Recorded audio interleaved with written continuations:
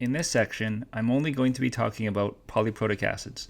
Structural effects is already covered in enough detail in the animated video. So up until now, we've been talking mostly about monoprotic acids, and those are acids that have one ionizable H plus atom per molecule, meaning that the acid will only donate a single hydrogen. There are no additional hydrogens left for that particular acid to donate after it has donated that one proton.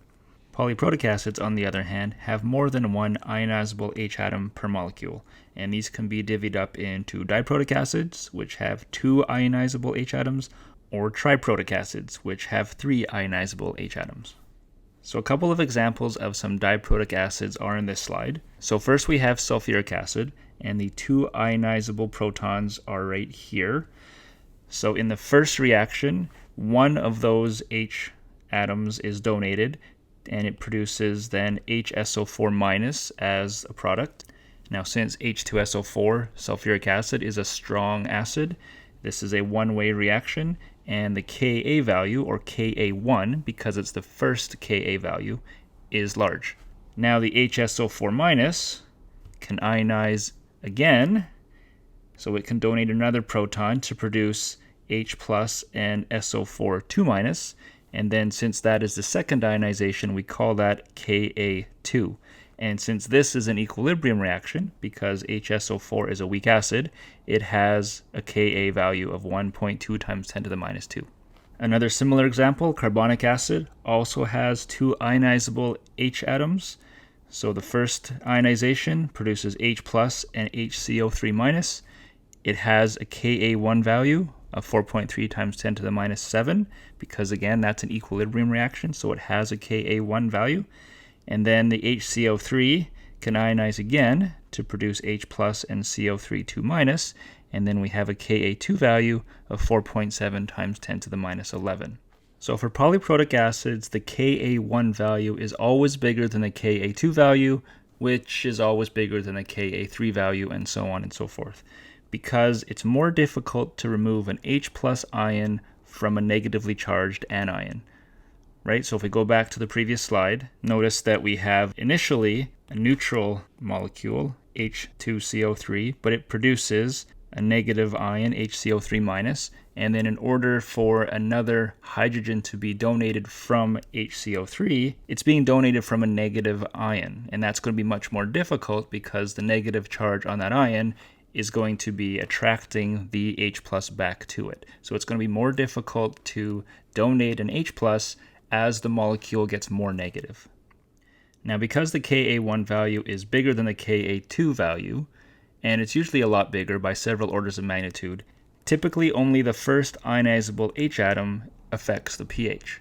So we don't have to worry about the fact that it ionizes to produce more H plus in its second ionization, because the amount of H plus it produces in that second ionization is going to be so much less than the H plus that's produced in the first ionization that it's not going to affect the pH to any significant amount. So when we're trying to determine the pH of polyprotic acids, all we need to do is do a very similar calculation that we've done before. The only difference, well, it's not even really a difference, we just are given more information. We'll be given a Ka2 value or a Ka3 value as well, but we don't have to worry about those. We only worry about the Ka1 value because that is the one that's going to be controlling the pH. The rest of the Ka values don't matter because they don't produce enough H plus to affect the pH significantly. So I just have one example that I'm going to quickly go through. So calculate the pH of 0.1 molar carbonic acid solution. So we're given two Ka values, Ka1 and a Ka2. Now remember, since Ka1 is much bigger than Ka2, Ka2 is not going to matter. So we only have to consider Ka1 for this calculation. So this becomes quite simply a weak acid problem, which we've done previously. So the first step in a weak acid problem is to write out the equilibrium reaction. So we have carbonic acid in equilibrium with HCO3 minus and H plus. And then we're going to write out the ice table. So we have the initial concentration of H2CO3 of 0.1 molar, initially 0 products, and then our equilibrium line is going to be 0.1 minus X, and X for both of our products. Next step, write out the equilibrium expression. So in this case, we're going to have products over reactants. The products are going to be x squared. The reactants are going to be the concentration of H2CO3, which is 0.1 molar minus x. But since the equilibrium constant of 4.3 times 10 to the minus 7 is really low, we don't have to worry about this x. So we'll assume that's negligible. So then we solve for x to get the concentration of H+, and that ends up being 2.07 times 10 to the minus 4 molar.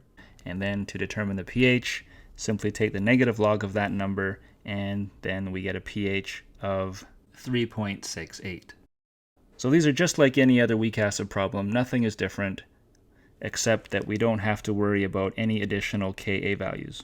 So the Ka2 value here is just extra information that you don't need to worry about. Only worry about the Ka1 value. So that's all I have for this. I know it's a really short video, and if you want information on the rest of this section, the structural effects, I will direct you to the animated video because it's explained there in pretty good detail. So as usual, if you have any questions, feel free to ask.